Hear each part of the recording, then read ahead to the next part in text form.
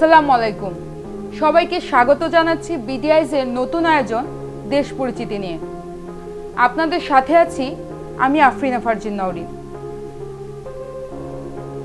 এই পর্বে আমরা আপনাদের সামনে তুলে ধরব ওসমানীয় সাম্রাজ্য তুরস্ক নিয়ে।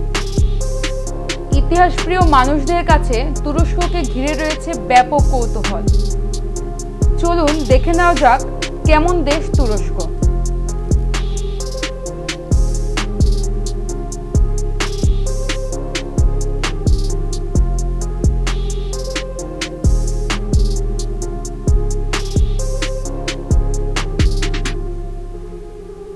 এক নজরে তুরস্ক। দেশের নাম তুরস্ক প্রজাতন্ত্র। আয়তন 7,79,452 বর্গ কিলোমিটার। জনসংখ্যা 8,20,00,000। ভাষা তুর্কি। জাতিগত জনগোষ্ঠী তুর্কি, কুর্দি, আরব ও লাজ।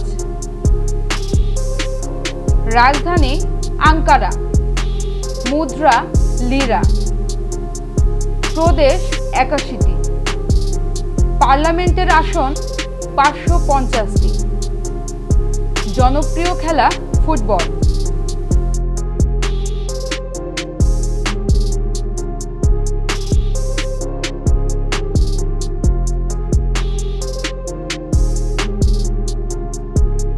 তুরস্ক পূর্ব ইউরোপের একটি রাষ্ট্র।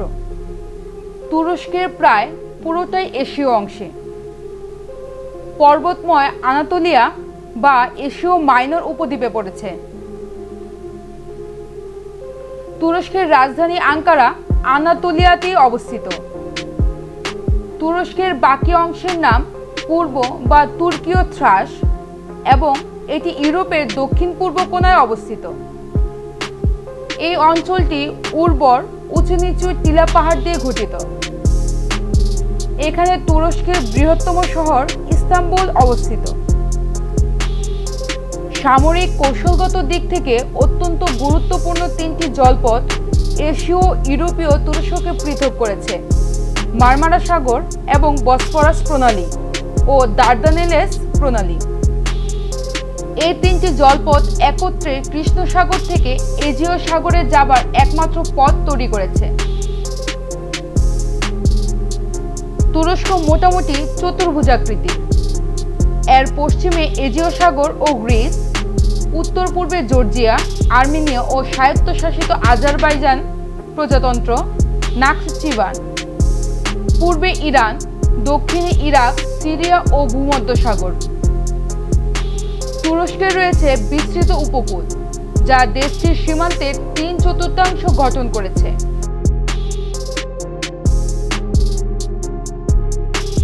তুরস্কের ভূমিরূপ বিচিত্র।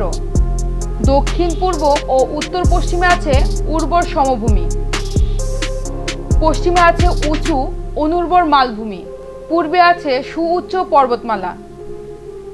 দেশের অভ্যন্তরের জলবায়ু চরম ভাবাপন্ন হলেও ভূমধ্যসাগরের উপকূলীয় অঞ্চলের জলবায়ু মৃদু। ইউরোপ সঙ্গমস্থলে অবস্থিত বলে তুরস্কের ইতিহাস ও সংস্কৃতির বিবর্তনে বিভিন্ন ধরনের প্রভাব পড়েছে। গোটা মানব সভ্যতার ইতিহাস জুড়েই তুরস্ক এশিয়া ও ইউরোপের মানুষদের চলাচলের সেতু হিসেবে কাজ করছে। নানা বিচিত্র প্রভাবের থেকে তুরস্কের একটি নিজস্ব পরিচয়ের সৃষ্টি হয়েছে এবং এই সমৃদ্ধ সংস্কৃতির প্রভাব পড়েছে এখানকার স্থাপত্য, চারুকলা, সঙ্গীত ও সাহিত্যে। গ্রামীণ অঞ্চলে এখনো অনেক অতীত ঐতিহ্য ও রীতিনীতি ধরে রাখা হয়েছে। তবে তুরস্ক বর্তমানে একটি আধুনিক গণতান্ত্রিক রাষ্ট্র। এখানকার অধিকাংশ লোকের ধর্ম ইসলাম এবং মুখের ভাষা তুর্কি। বহু শতাব্দী ধরে তুরস্ক ছিল মূলত কৃষিপ্রধান একটি দেশ। বর্তমানে কৃষি খামার তুরস্কের অর্থনীতির একটি বড় অংশ এবং দেশের শ্রম শক্তির 34% এই কাজে নিয়োজিত। তবে দ্বিতীয় বিশ্বযুদ্ধের পরে তুরস্ক শিল্প ও সেবা খাতের ব্যাপক প্রসার ঘটিয়েছে। বিশেষত অর্থসংস্থান, পরিবহন এবং পেশাদারি ও সরকারি সেবায়। অন্যদিকে কৃষির ভূমিকা হ্রাস পেয়েছে। টেক্সটাইল ও বস্ত্রশিল্প দেশের রপ্তানির প্রধান উৎস। অর্থনৈতিক রূপান্তরের সাথে সাথে নগরায়নের হারও অনেক বেড়েছে। বর্তমানে তুরস্কের ৭৫% জনগণ শহরে বাস করে। 1950 সালেও মাত্র 21% লোক শহরে বাস করত। জনসংখ্যার 90% তুরস্কের এশীয় অংশে বাস করে, বাকি 10% ইউরোপের অংশে বাস করে। তুরস্কের ইতিহাস দীর্ঘ ও ঘটনাবহুল। প্রাচীনকাল থেকে বহু বিচিত্র জাতি ও সংস্কৃতির লোক এলাকাটিকে দখল করে আছে। 1900 খ্রিস্টপূর্বাব্দের দিকে এখানে হিটাইটদের বসবাস ছিল। তাদের সময়ে এখানে প্রথম বড় শহর গড়ে উঠেছে। এরপর এখানে গ্রিক, ফ্রিজীয়, পার্সিক, রোমান ও আরবদের আগমন ঘটে। মধ্য এশিয়ার যাযাবর তুর্কি জাতির লোকেরা 1100 শতকে দেশটিকে দখল করে এবং সেখানে সেলজুক রাজবংশের পতন ঘটায়। 13 শতকের শেষ দিকে এখানে উসমানীয় সাম্রাজ্যের পতন ঘটে। এরা পরবর্তী 600 বছর তুরস্ক শাসন করে এবং আনাতোলিয়া ছাড়িয়ে মধ্যপ্রাচ্য, পূর্ব ইউরোপ এবং উত্তর আফ্রিকার এক বিশাল এলাকা জুড়ে বিস্তৃতি লাভ করে। প্রথম বিশ্বযুদ্ধের পর সাম্রাজ্যটির পতন ঘটে। 1923 সালে উসমানীয় সাম্রাজ্য তুর্কি ভাষী এলাকায় আনাতোলিয়া ও পূর্ব থ্রাস নিয়ে মুস্তফা কামাল আতাতুর্ক এর নেতৃত্বে আধুনিক তুরস্ক প্রজাতন্ত্রের প্রতিষ্ঠা লাভ করে।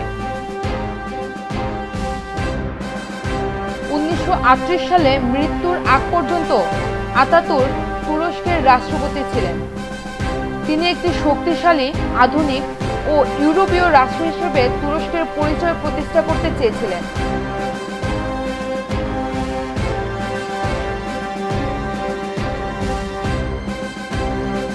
তার সরকারের মূলনীতিগুলি কামালবাদ নামে পরিচিত এবং এগুলো পরবর্তীতে সমস্ত তুরস্ক সরকারের জন্য নির্দেশিকা হিসেবে কাজ করছে।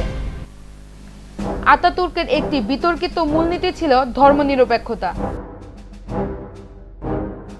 কট্টর অনুসারীরা মনে করেন ব্যক্তিগত জীবনের বাইরে ধর্মের স্থান নেই এবং রাজনৈতিক দলগুলির ধর্মীয় ইস্যু এড়িয়ে চলা উচিত।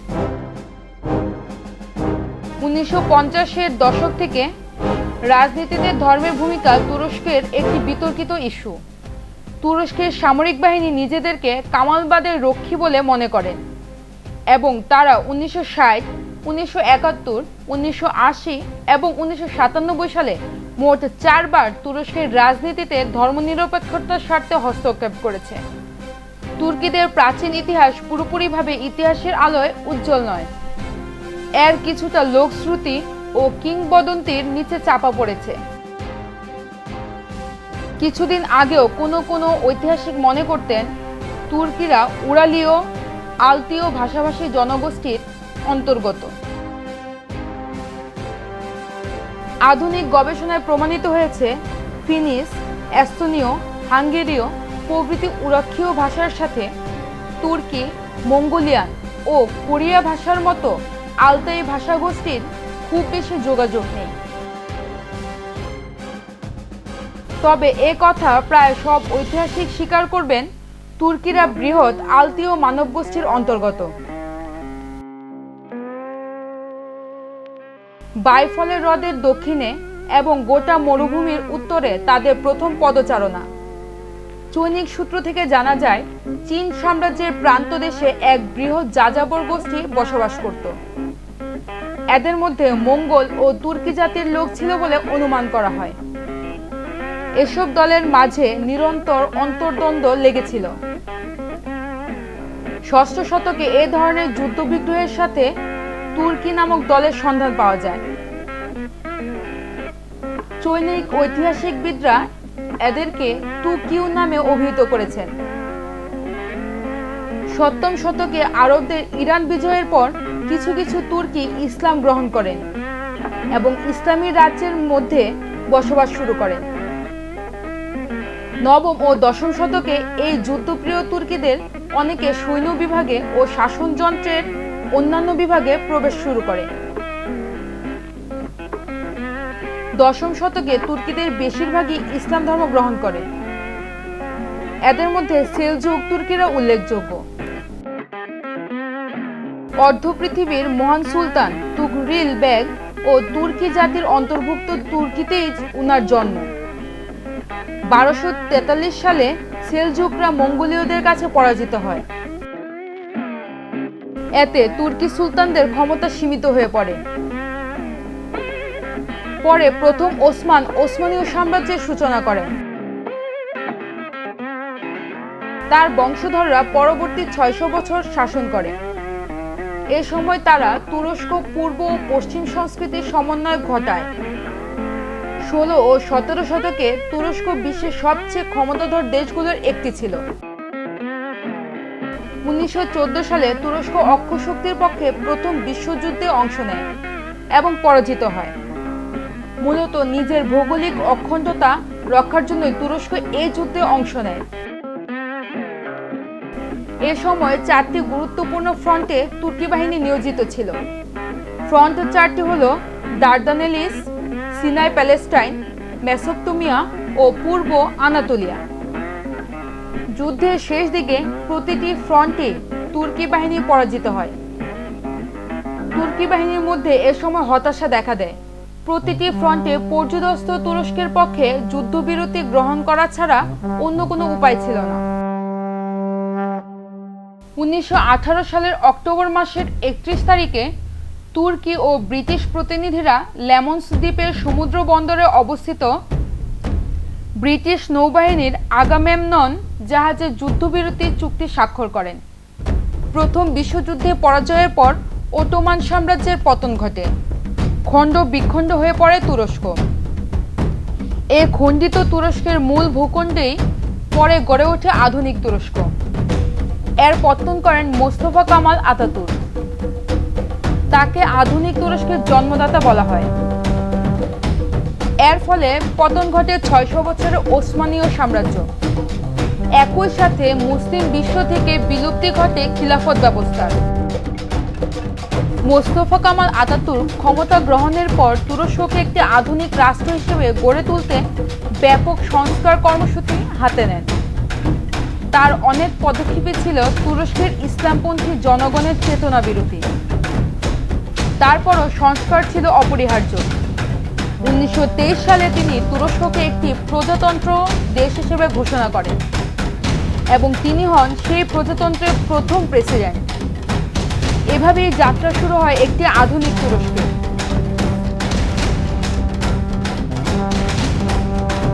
1945 সালের 23 ফেব্রুয়ারি দেশটি দ্বিতীয় বিশ্বযুদ্ধে যোগদান করে। মূলত উদ্ভূত কিছু পরিস্থিতি মোকাবেলায় এর কোনো বিকল্প ছিল না দেশটির সামনে। যুদ্ধের পর দেশটি জাতিসংঘ ও নেটোর সঙ্গে যোগ দেয়। এ সময় থেকে তুরস্কে বহুদলীয় রাজনীতির প্রবর্তন হয়। 1960 থেকে 1980 সাল পর্যন্ত দেশটিতে রাজনৈতিক অস্থিরতা বিরাজ করে। ফলে 1960, 1971 ও 1980 সালে তুরস্কে সামরিক অভ্যুত্থান হতে দেখা যায়। দেশটিতে সর্বপ্রথম সামরিক অভ্যুত্থান ঘটে 1997 সালে, কিন্তু পরে আবার দেশটি গণতান্ত্রিক ব্যবস্থায় ফিরে আসে। 2013-তে ব্যাপক প্রতিরোধের মুখে তা ব্যর্থ হয়। 2013-তে গাজী পার্কের বিক্ষোভ ও 2015-তে শুরুক বোমা হামলা পুনরায় অস্থিরতার জন্ম দেয়।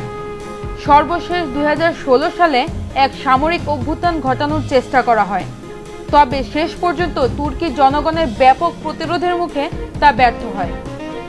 বর্তমানে দেশটিতে গণতান্ত্রিকভাবে নির্বাচিত একটি সরকার রয়েছে। তুরস্কের রাজনীতি একটি বহুদলীয় সংসদীয় প্রতিনিধিত্বমূলক গণতান্ত্রিক প্রজাতন্ত্র কাঠামোয় সংগঠিত হয়। সরকার প্রধান হলেন প্রধানমন্ত্রী। রাষ্ট্রের নির্বাহী ক্ষমতা সরকারের উপর ন্যস্ত। আইন প্রণয়নের ক্ষমতা সরকার ও আইনসভা উভয়ের উপর ন্যস্ত। তুরস্কে 550 আসনের একটি সংসদ রয়েছে, যার সদস্যরা 5 বছরের জন্য জনগণের ভোটে নির্বাচিত হন। সংখ্যাগরিষ্ঠ দল সরকার গঠন করে এবং সংসদ সদস্যরা রাষ্ট্রপতিকে 5 বছরের জন্য নির্বাচিত করে। রিসেপ তাইপ এরদোয়ান দেশটির বর্তমান রাষ্ট্রপতি এবং বিনালি ইলদিরিম দেশটির বর্তমান প্রধানমন্ত্রী। তুরস্কের সংবিধানের সর্বশেষ সংশোধনে ধর্মনিরপেক্ষতাকে জোর গুরুত্ব দেওয়া হয়েছে। প্রশাসনিক সুবিধার্থে তুরস্ককে 81টি প্রদেশে বিভক্ত করা হয়েছে। সব বিভাগ আবার 7টি অঞ্চলে বিভক্ত, তবে এই 7টি অঞ্চল কোনো প্রশাসনিক বিভাজন নয়। প্রতিটি প্রদেশ কয়েকটি করে জেলায় বিভক্ত। তুরস্কে মোট জেলা রয়েছে 923টি। প্রতিটি প্রদেশের নামেই সেই প্রদেশের রাজধানীর নাম,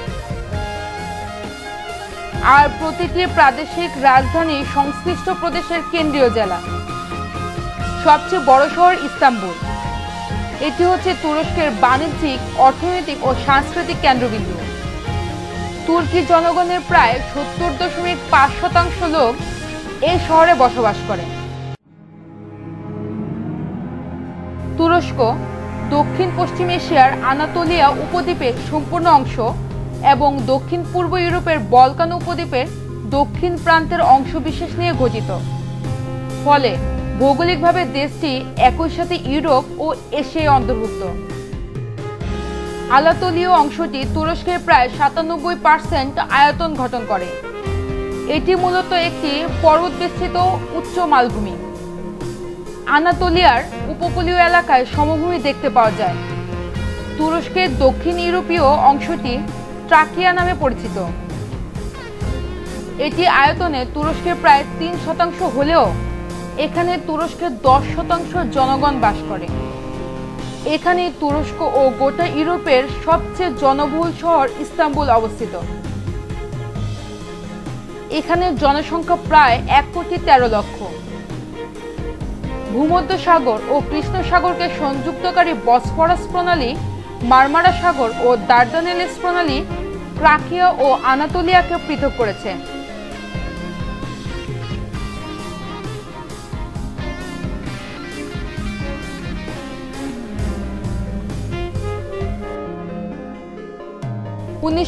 সালে তুরস্ক প্রজাতন্ত্রের প্রতিষ্ঠার পর দেশটিতে অর্থনৈতিক উন্নয়নের জন্য ব্যাপক কর্মসূচি গ্রহণ করা হয়। পরবর্তী 6 দশক ব্যাপী অর্থাৎ 1983 সাল পর্যন্ত সে উন্নয়ন প্রচেষ্টা একই ধারাবাহিকতায় চলতে থাকে। এরপর অধিকতর উন্নয়নের জন্য 1983 সালে সংস্কার কর্মসূচি হাতে নেন তৎকালীন প্রধানমন্ত্রী তুরগুত ওজাল। তিনি বেসরকারি খাতকে উৎসাহিত করেন এবং বাজার অর্থনীতির প্রসার ঘটান।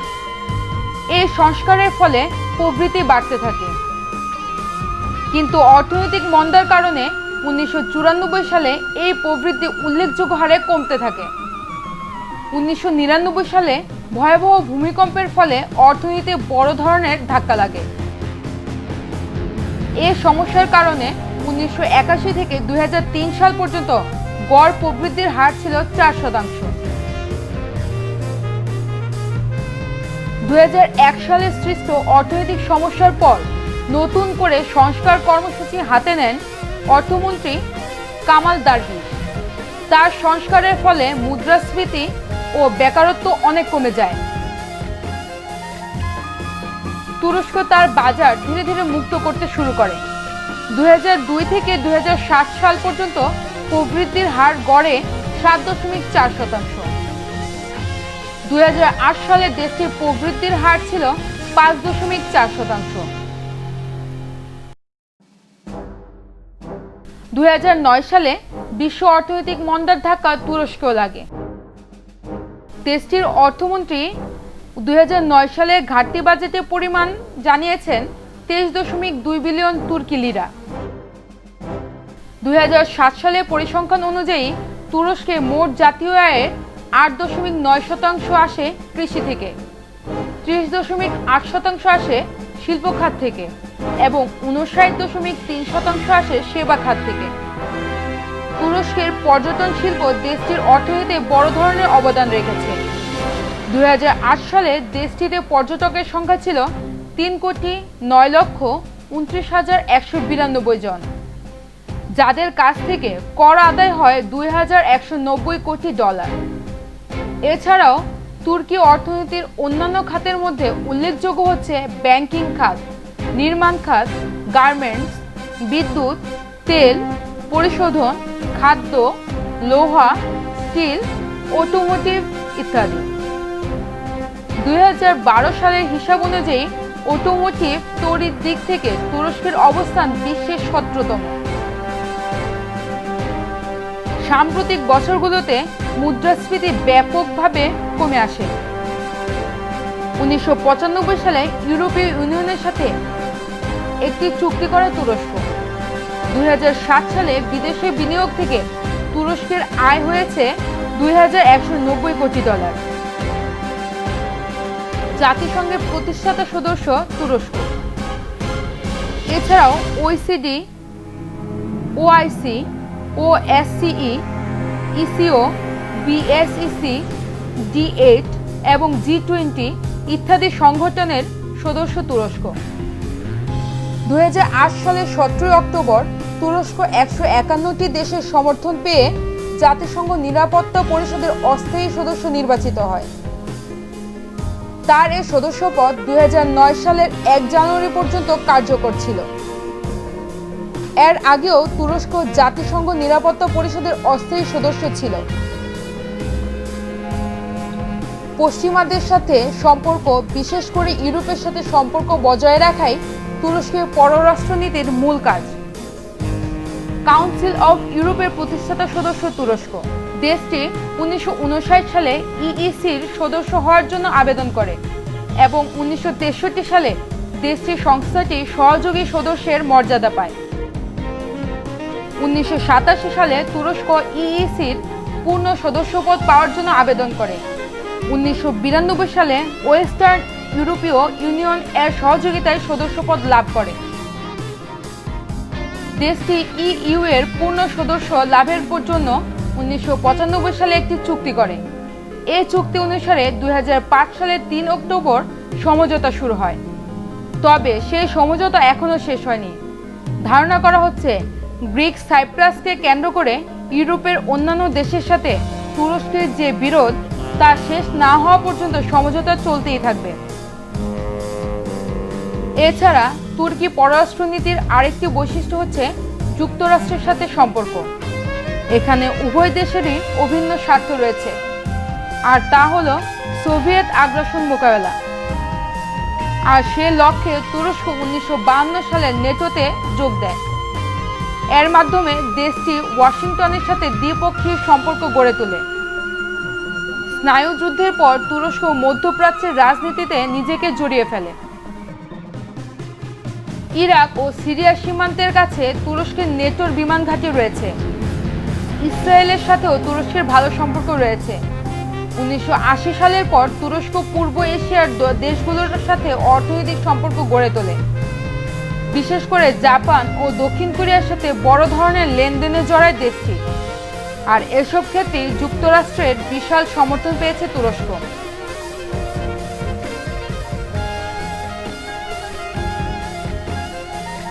সেনা, নৌ ও বিমান বাহিনী নিয়ে তুরস্কের প্রতিরক্ষা বাহিনী গঠিত। জ্যান্ডারমেরি ও কোস্টগার্ডরা স্বরাষ্ট্র মন্ত্রণালয়ের অধীনে কাজ করলেও যুদ্ধের সময় এরা যথাক্রমে সেনাবাহিনী ও নৌবাহিনীর কমান্ড অনুসরণ করে। এ সময় বাহিনীর দুটি নিজস্ব আইন কার্যকর থাকলেও এরা সামরিক কিছু নিয়মকানুন মেনে চলে। নেটোভুক্ত দেশগুলোর মধ্যে তুরস্কের প্রতিরক্ষা বাহিনী হচ্ছে দ্বিতীয় বৃহত্তম। একমাত্র যুক্তরাষ্ট্রের রয়েছে তুরস্কের চেয়ে বড় প্রতিরক্ষা শক্তি। তুরস্কের প্রতিরক্ষা বিভাগে মোট 10,43,550 জন সামরিক সদস্য রয়েছে। নেটোভুক্ত যে 5টি দেশ যৌথ পরমাণু কর্মসূচি গ্রহণ করেছে, তুরস্ক তাদের মধ্যে অন্যতম সদস্য। বাকি দেশগুলো হলো বেলজিয়াম, জার্মানি, ইতালি ও নেদারল্যান্ড। প্রতিরক্ষা বিভাগকে আধুনিকরণের জন্য 1998 সালে তুরস্ক $16,000 কোটি কর্মসূচি গ্রহণ করে।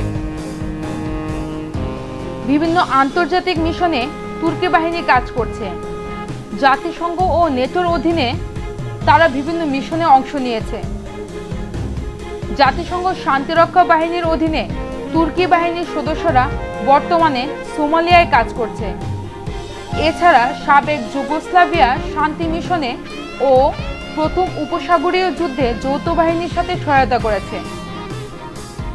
বর্তমানে তুর্কি স্বীকৃত সাইপ্রাসে 36,000 তুর্কি সেনার দায়িত্ব পালন করছে এবং নেটো নেতৃত্বাধীন বাহিনীর সাথে 2001 সাল থেকে আফগানিস্তানেও দায়িত্ব পালন করছে তুর্কি সেনারা। ইসরায়েল লেবানন সংঘাত এড়াতে জাতিসংঘ শান্তিরক্ষা মিশনের আওতায় 2006 সালে সংশ্লিষ্ট এলাকায় তুরস্ক কয়েকটি যুদ্ধজাহাজ ও 700 সৈন্য মোতায়েন করে। দেশটির সেনাপ্রধানকে নিয়োগ দেন প্রেসিডেন্ট, কিন্তু তিনি প্রধানমন্ত্রীর কাছে দায়বদ্ধ। জাতীয় নিরাপত্তার ব্যাপারে দেশটির মন্ত্রী পরিষদ পার্লামেন্টের কাছে দায়বদ্ধ।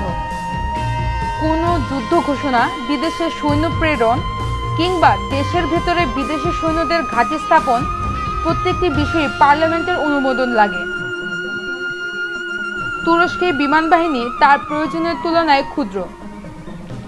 বেশ কিছু ক্ষেত্রে মার্কিন নীতির বিরোধিতা করলেও দেশের বিমান বাহিনীর মূলত 90টি একক আসনের একক ইঞ্জিনের মার্কিন F-16C যুদ্ধ বিমানে সজ্জিত। তুর্কি ভাষা তুরস্কের সরকারি ভাষা। এখানকার প্রায় 90% লোক তুর্কি ভাষাতে কথা বলে। এছাড়াও এখানে প্রায় 30টি ভাষা প্রচলিত রয়েছে। এদের মধ্যে আরবি, আর্মেনীয়, আজারবাইজানি, জর্জিয়, কুর্দি এবং রোমানি উল্লেখযোগ্য। কুর্দি ভাষায় কথা বলে প্রায় 40 লক্ষ বক্তা।